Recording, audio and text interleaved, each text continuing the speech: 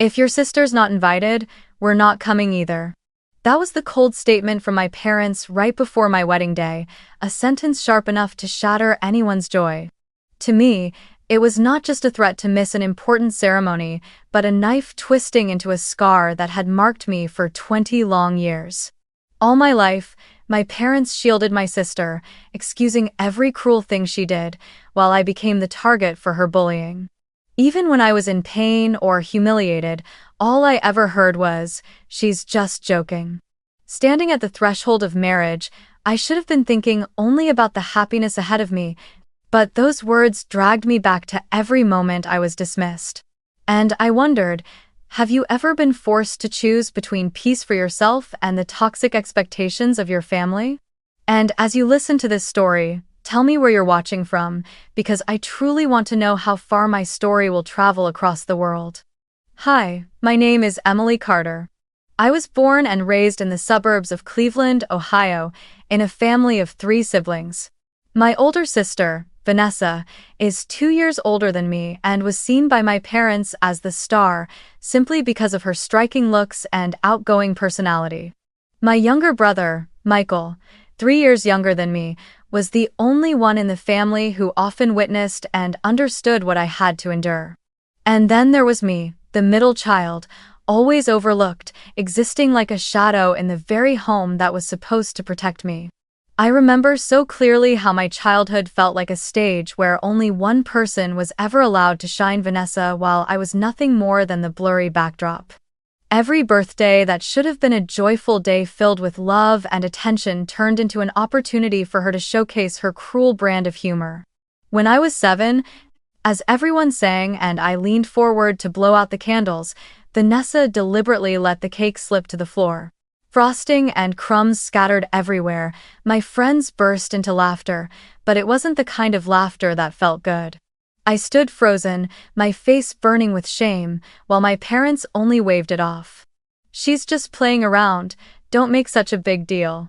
Another year, when I was 11, she secretly took my diary, the little book where I wrote innocent thoughts about friends and teachers, and read it out loud in front of the guests in our living room. I burst into tears, yet once again the same refrain came. "Your sister's just having fun, don't be so sensitive." Vanessa was always indulged in ways that left me torn between jealousy and loneliness. She was signed up for jazz dance, piano lessons, and even acting classes. My parents proudly bragged about her performances and the new dress they bought for her school gala. As for me, I had loved painting since I was little, but I had to make do with borrowing old textbooks from the library or scraps of paper from my father's office. I never even dared to dream of attending a real art class, because every time I brought it up, the answer was the same. "That's just a hobby. It won't give you a future." Yet whenever Vanessa mentioned wanting to learn something new, my parents immediately found a way to make it happen.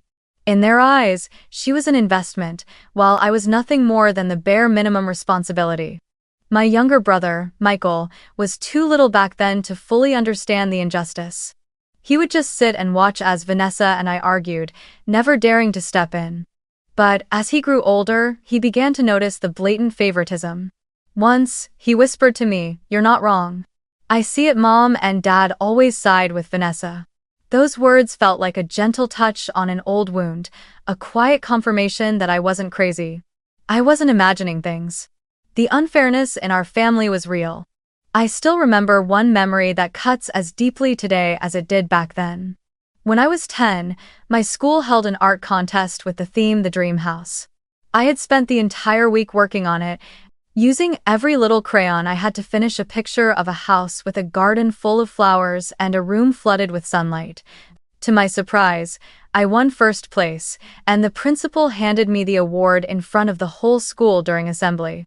For a child who had always been hidden in her sister's shadow, that moment felt like the first ray of sunlight breaking into my life. I ran home excitedly, clutching the certificate, desperate for my parents' praise. But the moment I opened the door, I heard my father's booming voice. "Vanessa was chosen as a cheerleader for the school team. She'll get to wear the uniform and cheer at the games." The whole family erupted in cheers. my mother already fussing over buying shoes and tailoring the uniform. I stood in the corner of the room holding my certificate, invisible. When I shyly held it out, my mother gave it a quick glance and nodded. "That's nice, just put it on the table." And that was it. No hug, no praise, no photo to capture the moment. That night, I folded the certificate and tucked it into a drawer, listening as my parents and Vanessa chattered excitedly in the living room about her upcoming performance. I cried quietly, realizing for the first time with painful clarity that my achievements would never matter in this family. Every spotlight belonged to her, and I was nothing more than a faded silhouette in the background. Vanessa's shadow stretched across my childhood, swallowing even the smallest sparks of joy I tried to hold on to. That imbalance didn't just hurt me, it planted a lasting obsession deep inside me, the belief that I would never be good enough, that no matter how hard I tried, I would never earn recognition. In those years, every time I blew out my birthday candles, I wished for only one thing: that someday I would escape this house. Escape the role of punching bag my parents had so carelessly or perhaps intentionally assigned to me.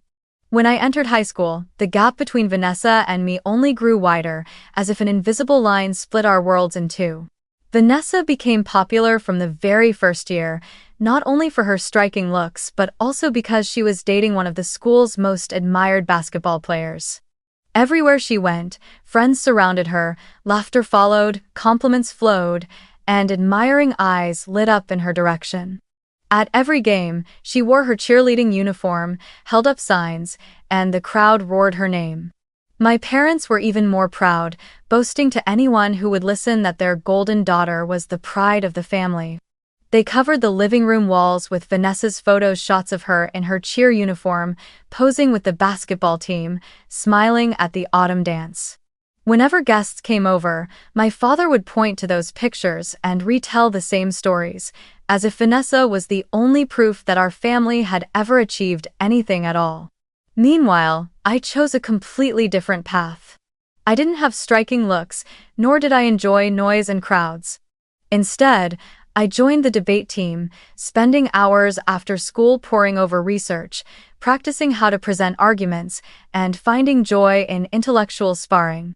I was a strong student, consistently ranking among the top of my class, and even receiving recognition from teachers during school assemblies. But every time I brought a certificate home, my parents would sigh as if I were bragging about something useless. "Don't be jealous of your sister," my mother would say, while my father added, "Everyone knows Vanessa is the one who brings happiness to this family." My awards were stuffed into drawers, while the small tokens of my achievements were never framed or displayed on the wall. By then, Michael was growing older and starting to see the favoritism for what it really was. He often sat beside me at dinner, silent as our parents scolded me yet again for not being happy about your sister's success. Later, in the privacy of my room, he would whisper, "You did great. Don't believe what they say." His words of comfort were one of the few sources of encouragement I had, but because of that bond, both of us were labeled as selfish. Our parents insisted we didn't appreciate family, that we were only envious of Vanessa. Those words, repeated over and over, gradually built a cold wall that separated me from them. There was one incident I still remember like a nightmare, a turning point that made me realize I would never be protected in this family. I had a small, close-knit group of 3 friends who, like me, loved reading and art. We would sit together at lunch, share comics, and talk about movies. There was a boy in the group named Aaron whom I secretly liked. Somehow, Vanessa found out, and instead of staying quiet, she invented a story that I had confessed my feelings to him and been flatly rejected.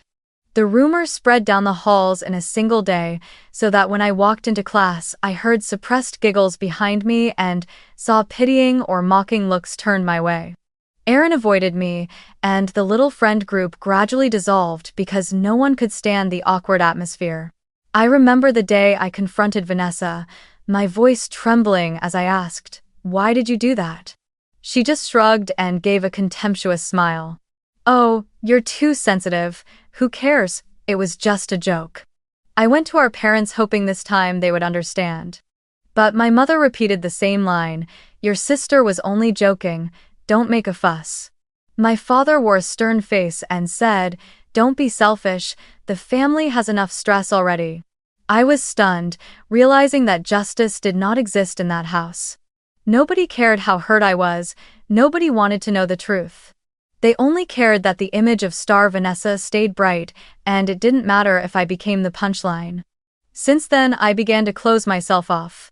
I became afraid to make friends, reluctant to share, worried that anything I said could be turned into a weapon by my sister. I spent more time in the library, in the school art room, or sitting alone writing short stories.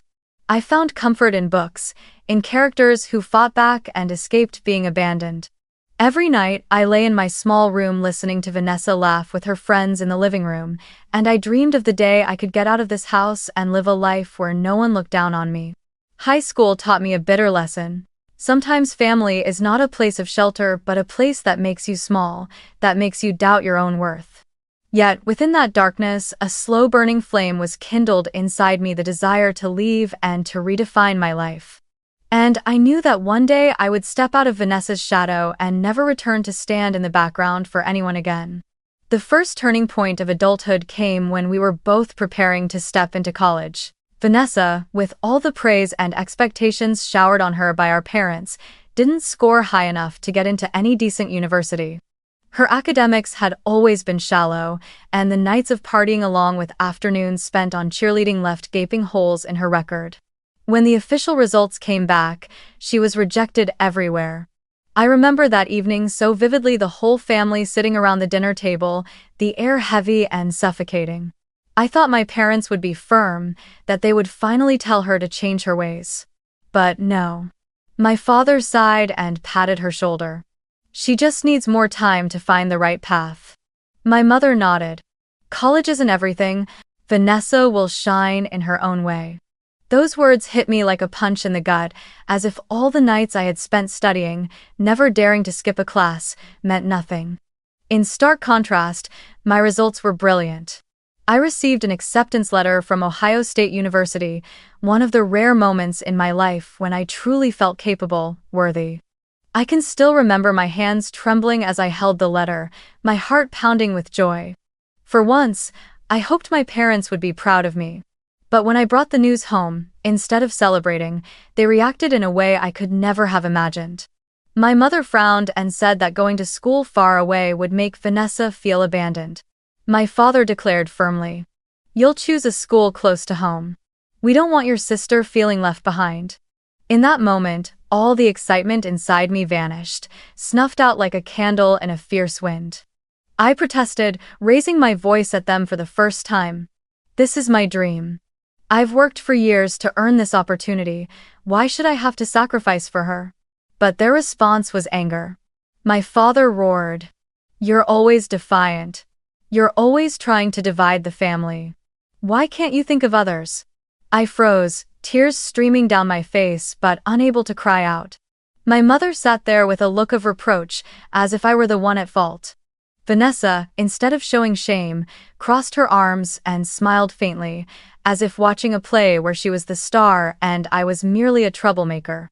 Michael sat in the corner, silent for a long moment, then let out a bitter line. "One day I'll leave and go far away. I don't want to live in a house that turns white into black like this." My parents snapped at him to shut up, but I saw deep empathy in his eyes. At least I knew I wasn't completely alone. In the days that followed, I wrestled with the conflict inside me. On one side was the longing to live my own life. On the other was the burden of toxic family expectations. I realized that no matter how talented I was or what I achieved, my efforts would always be minimized, denied, or worse, used as proof that I was jealous.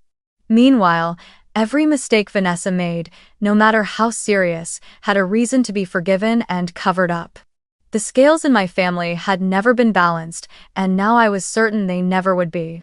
That night, I sat in my room staring at the Ohio State University acceptance letter on my desk. Those printed lines, which should have brought joy, only stirred a bitter feeling. I had done everything a child could do.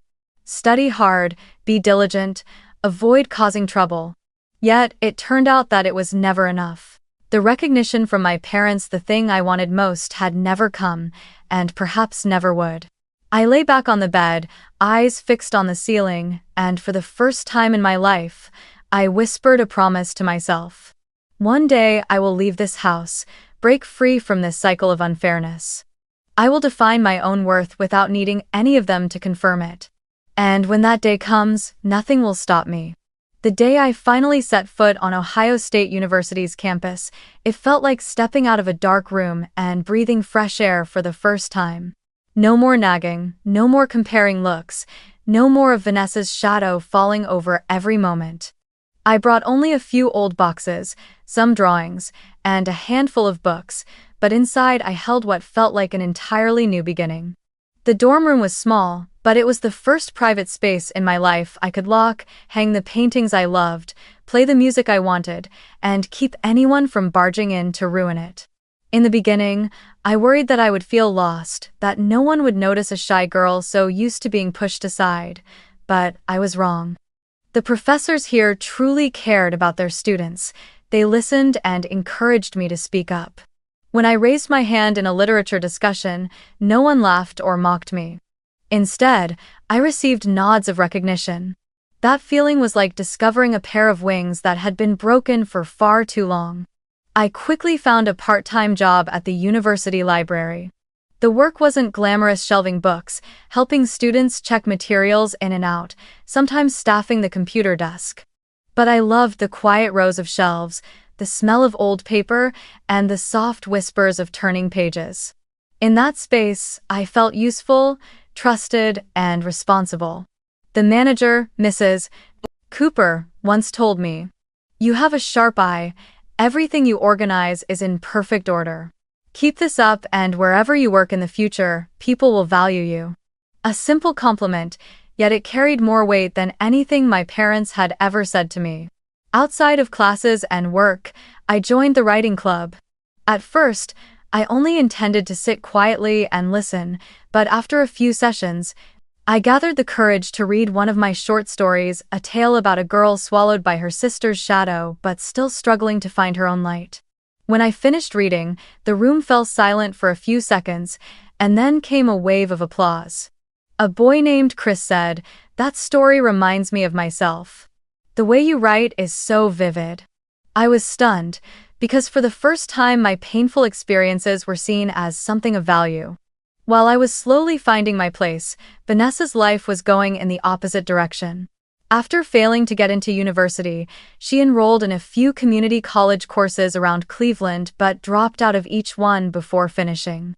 Sometimes she complained the classes were boring, other times that the professors were too strict, or that the schedule didn't suit her. Yet my parents defended her endlessly. They told the neighbors that Vanessa was finding her path, that she just needs more time. Once, when I came home for a visit, I overheard my mother bragging to my aunt. "Vanessa isn't ordinary, she's carefully weighing her future options." I wanted to laugh, but the sound caught in my throat and turned into a heavy sigh of resignation.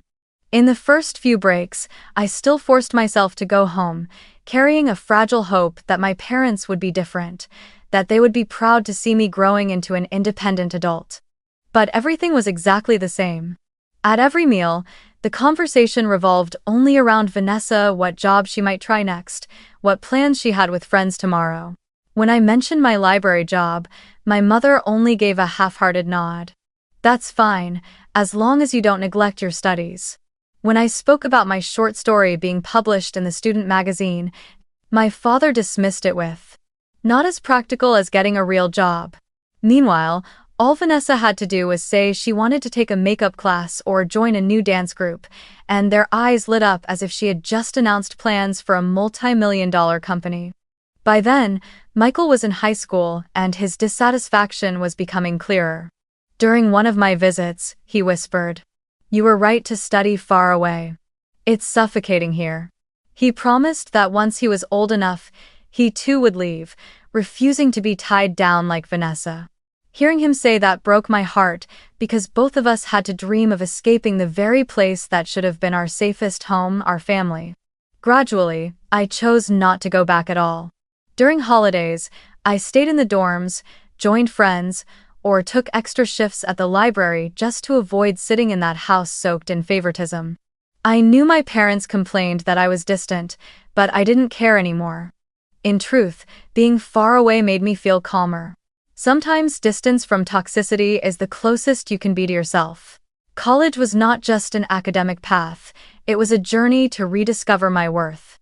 Every essay that earned praise, every story that drew applause, every paycheck I received from the library, all those small things pieced together like shards of a mirror, showing me that I truly existed, that I truly mattered, and that I was not just someone else's shadow. I began to believe that maybe, one day, I would break free completely from the painful cycle my family had created. And from that moment, the roots of a new life began to take hold inside me.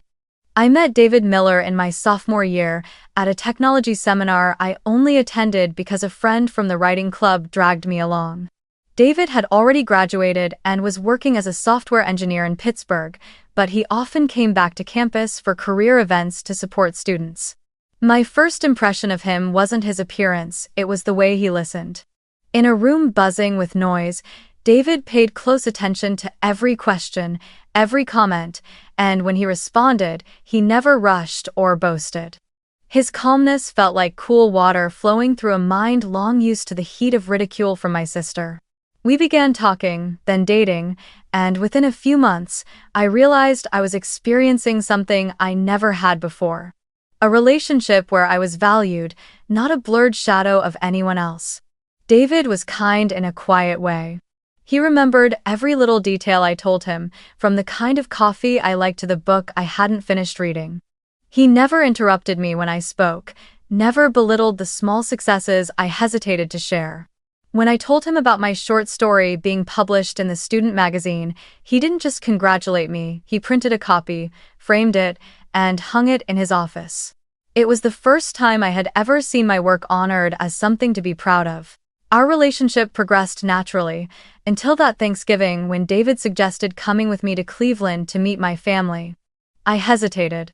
All the memories of Vanessa and my parents flooded back like dark clouds. But I didn't want to hide that part of my life from David, nor did I want him to think I was ashamed of my family. So I agreed. When we arrived, the atmosphere in the house was unchanged. Vanessa was already standing in the living room, her face lit with the kind of eagerness that hinted at mischief. When I introduced David, he shook hands politely and smiled warmly. My parents smiled too, but I noticed how their eyes lit up when they looked at him, so different from the indifference they usually showed me. For a moment, I thought maybe things would be fine. But I was wrong. At dinner, while everyone was talking about work, Vanessa suddenly gave a mocking laugh and said loudly, "Emily has a boyfriend? That's surprising. Remember back in high school when I spread the rumor that Aaron rejected you and you cried your eyes out? Who would have thought you'd show up now with a handsome engineer?" The table went silent. My face flushed, my heart pounded, and it felt like my childhood shame had been dragged into the open in front of the man I loved. I waited for my parents to step in, to at least tell Vanessa to stop. But my father only gave an awkward chuckle, and my mother muttered the familiar line, "Don't be so sensitive, Emily, she's just joking." I went numb. After all these years, the refrain had never changed. I kept my eyes down on my plate, swallowing humiliation with each bite. But David didn't stay silent. He turned to Vanessa, his voice calm but firm. "I don't find that funny. In fact, I think it's a little disrespectful to turn someone's past into a joke." Vanessa glared, ready to argue, but David simply turned back, took my hand, gave it a gentle squeeze, and continued eating as if nothing had happened. Without raising his voice, he still made me feel protected. Later, as we walked outside through the neighborhood, I was both embarrassed and anxious. I asked, "Are you disappointed? I warned you, but I was afraid you'd feel ashamed of me." David stopped, looked straight into my eyes, and said, "Emily, you have nothing to be ashamed of. You don't deserve to endure that. The way they treat you says nothing about your worth. I see you as someone who deserves respect, and you need to believe that too." His words, simple yet powerful, felt like a seed planted deep within me.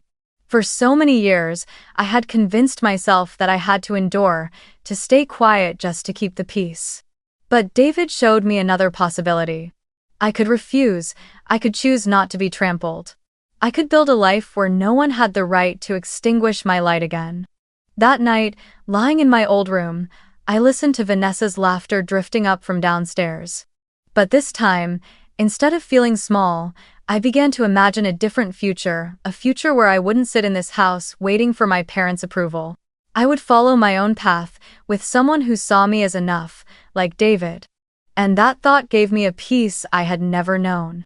5 years together passed faster than I could have imagined. We graduated, weathered the ups and downs of early adulthood, and learned to listen and heal the wounds my childhood had left behind. One late autumn afternoon, as golden leaves blanketed the park in Pittsburgh, David suddenly knelt beside the wooden bench where we always Saturday. He opened a small box. Inside was a ring sparkling but not ostentatious.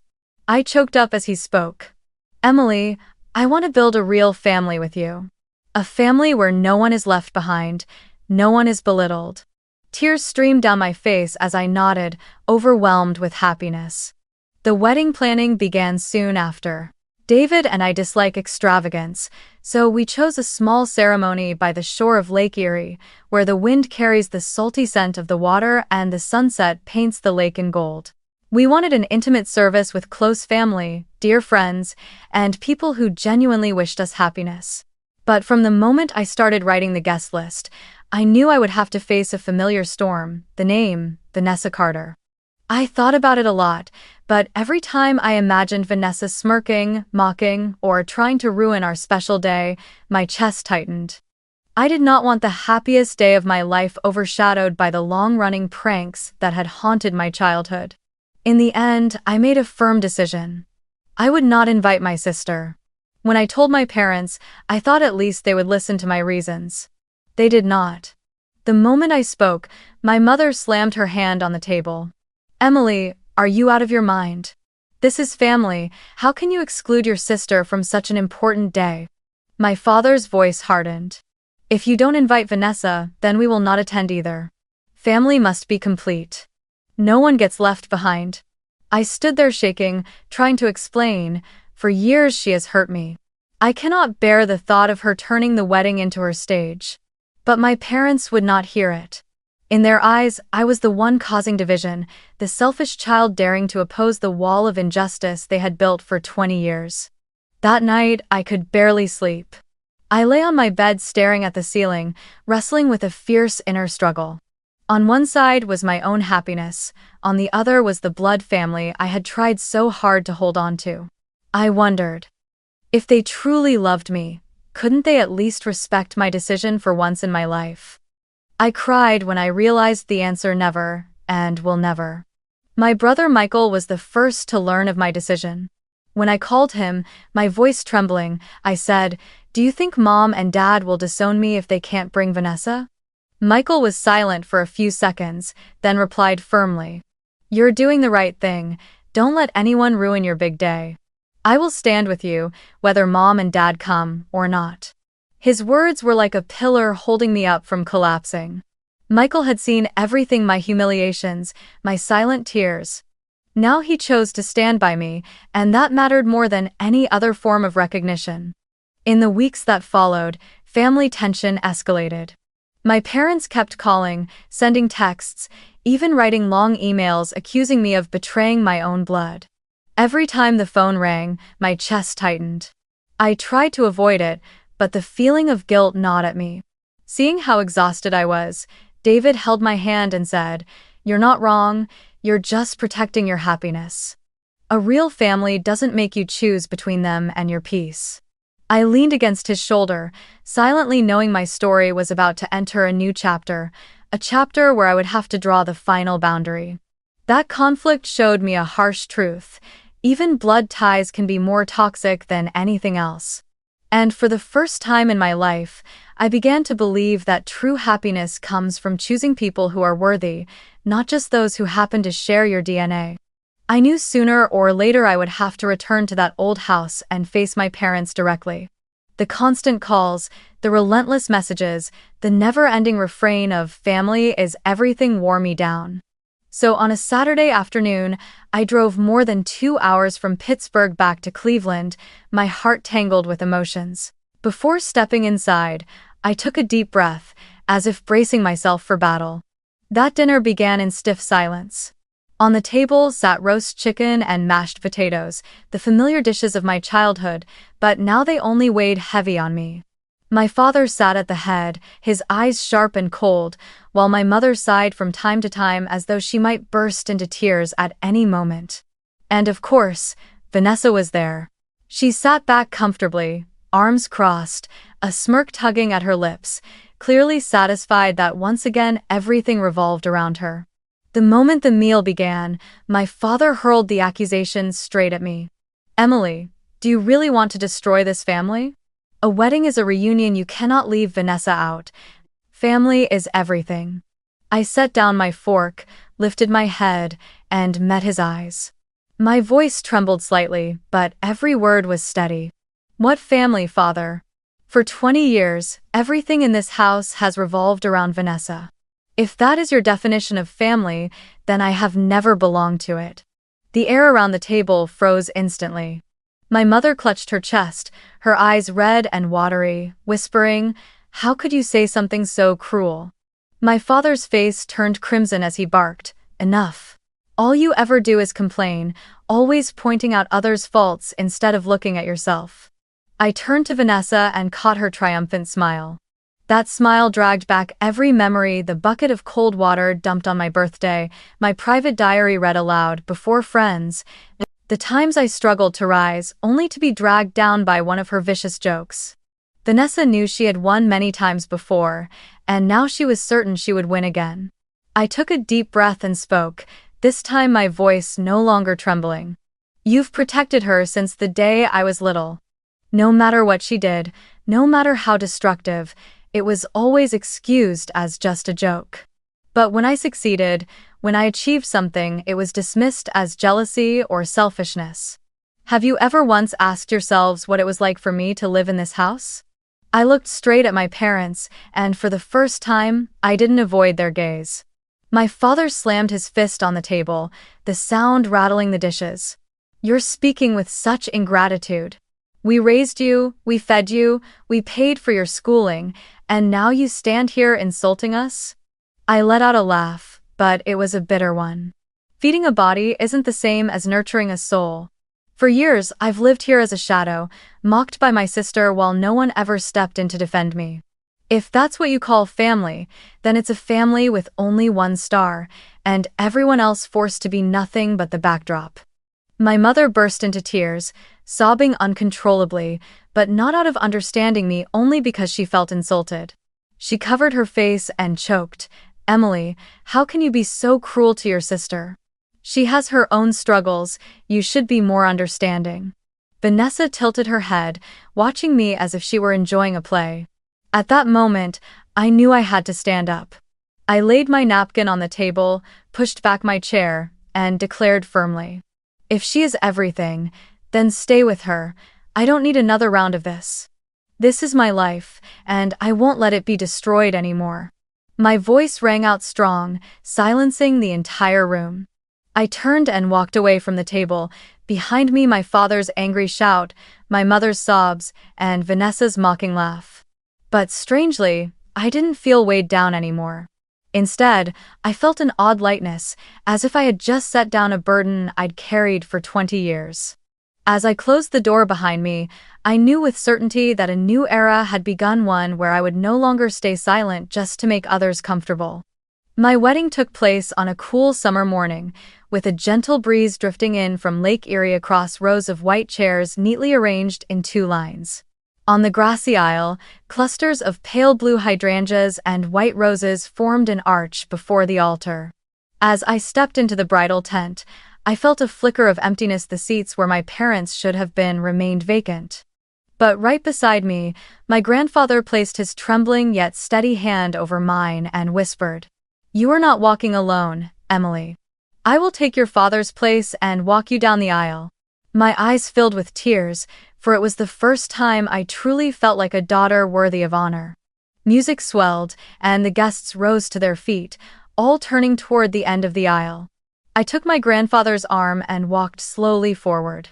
The sunlight shimmered on the lake, making my white dress billow like clouds.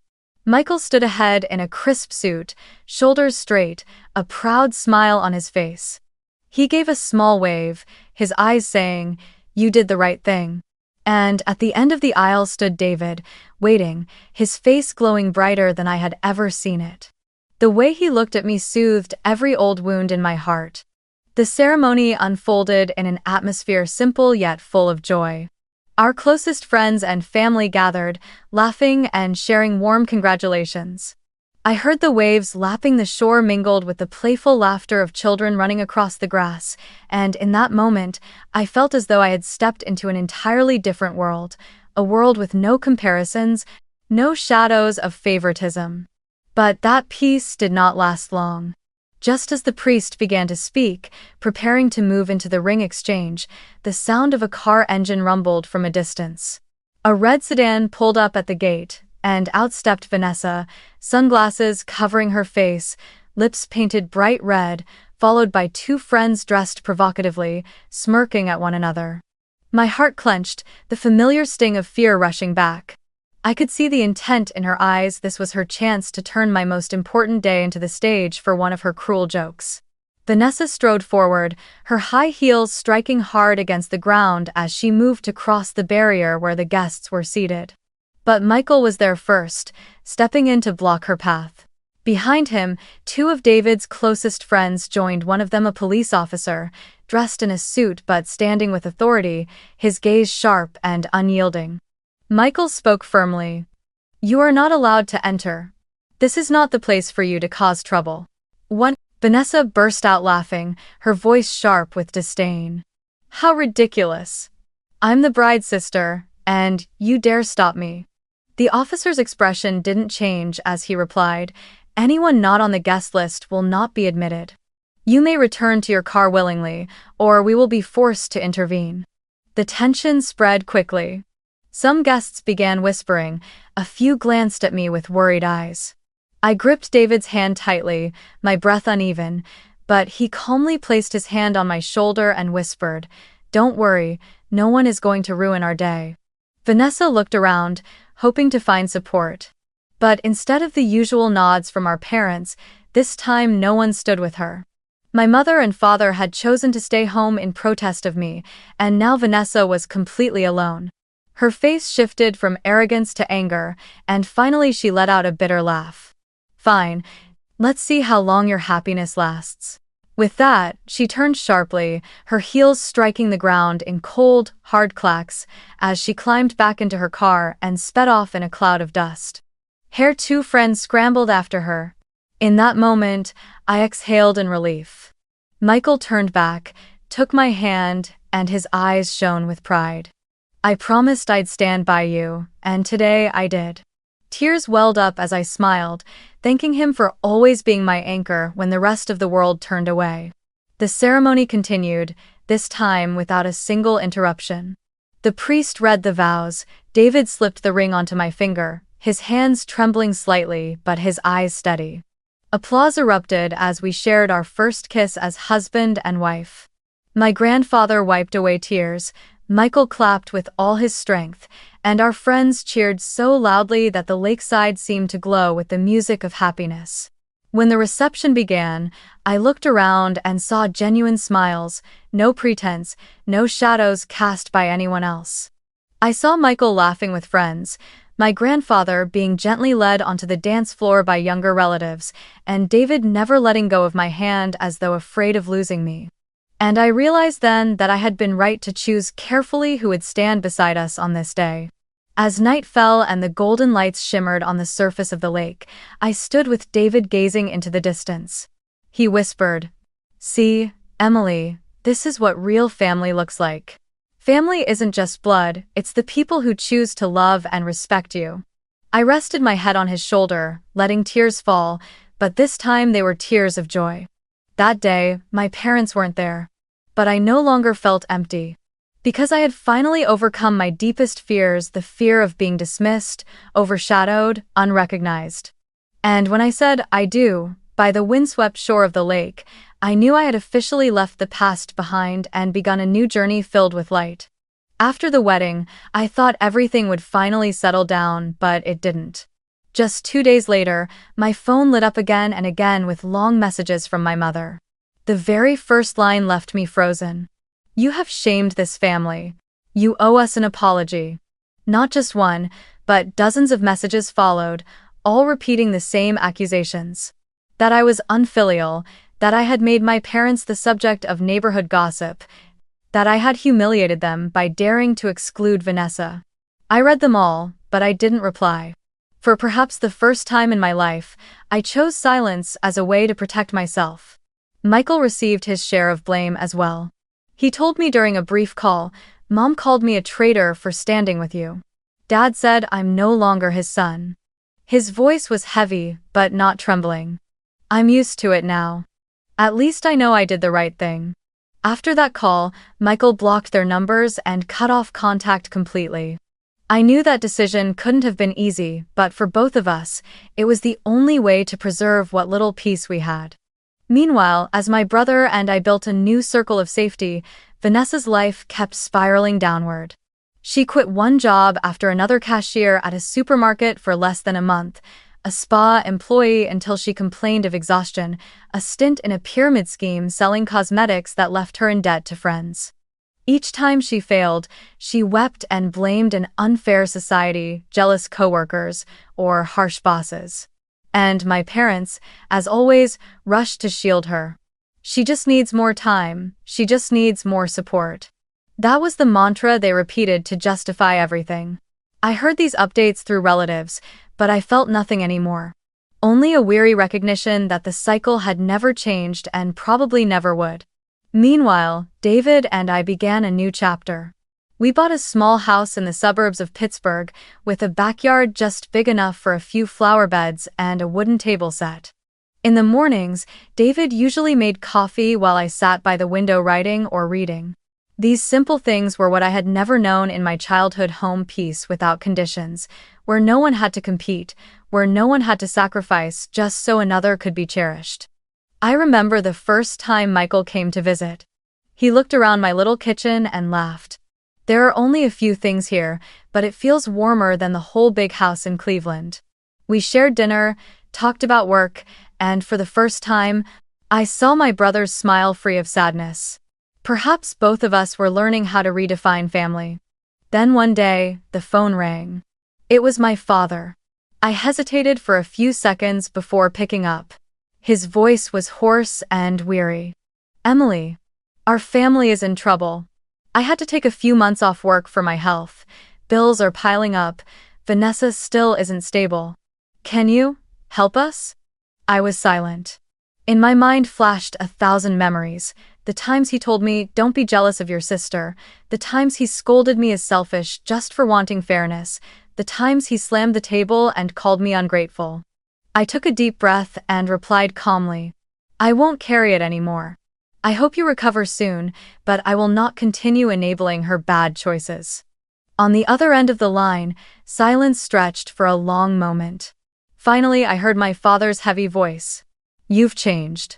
I let out a small laugh, not a mocking one, but a laugh born of the realization that I had truly stepped out of the old cycle. "Yes, I have changed. And I have to be this way." I hung up, my hands no longer trembling as before, only a relief like someone who has set down a long-carried burden. In the months that followed, I received a few more messages from my mother, all the same familiar reproaches. That I had abandoned the family, that I was the reason they were falling apart. I did not reply. My phone grew quieter than it had ever been, and I recognized that quiet as a form of peace. My parents still had Vanessa to care for, to hope for, to deceive themselves with. As for me, I had finally chosen a different path. Life with David settled into a steady rhythm. I kept writing, entered a few small contests, and won some awards. He advanced in his career. We traveled, built simple rituals together. Evening walks, weekend cooking, inviting friends over for barbecues. Those joys my parents would never know, because they chose to view me through the lens of the betraying child. But I no longer felt pain. What steadied me most was seeing Michael find his own path. He received a scholarship to a university out of state, and on his very first day of classes, he called me, his voice brimming with confidence. "Sis, I've finally gotten out." I smiled through tears, knowing that even if, in our parents' eyes, they had lost 2 children, the truth was that we had finally found ourselves. And in quiet moments, sitting in our little house in Pittsburgh, I often thought about my father's old saying, "Family is everything." Perhaps he was right, only he never understood what family truly meant. Family is not the place where I must sacrifice myself to feed a manufactured star. Family is the place where I am loved, respected, and allowed to be myself. My life now is not perfect, but it is real. I have David, the man who always holds my hand when storms roll in. I have Michael, my brother, who never abandoned me, even though he too had been hurt. I have a small house with a rose garden, the laughter of friends at weekend barbecues, quiet mornings making coffee, and evenings reading by the window. That is the family I chose, a family built on love, respect, and peace. And I know the long journey filled with tears has finally led me here to a place without the shadows of comparison, without my sister's mocking laughter, without my parents' reproachful stares. What remains is me, alongside the people who truly love me, and a wide-open future ahead. I have chosen my new family, one of love, respect, and peace. And for the first time in my life, I feel truly free. If you are watching this story and feel a familiar ache in your chest from old memories, know that you are not alone. Many of us were born into families that were far from whole, places that should have been filled with love but instead were full of favoritism, comparison, or even neglect. Those wounds can make you doubt your own worth. But, believe me, you do not need anyone to define who you are. What matters is not forcing them to change, but daring to change how you see yourself. You have the right to choose who stays in your life, and you have the right to let go of those who only bring you pain. Family is not only blood true, family is where you are respected, loved, and free to be yourself. So if today you carry pain inflicted by the people closest to you, remember that you can still rewrite your story. And sometimes the greatest victory is the quiet moment when you say, "I deserve peace."